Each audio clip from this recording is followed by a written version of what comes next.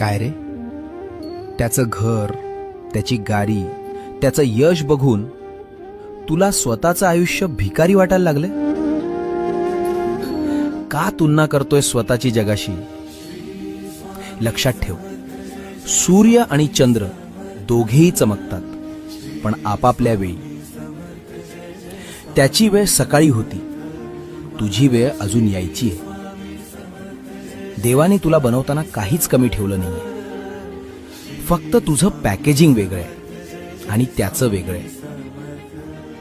लोकांना कॉपी करू नकोस, कारण तू एक मास्टरपीस आहेस, ज्याची दुसरी प्रत या ब्रह्मांडात उपलब्ध नाही.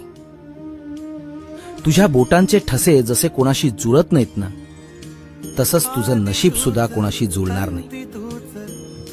स्वतःवर प्रेम करायला शिक, भिवरू नकोस. मी तुझ्या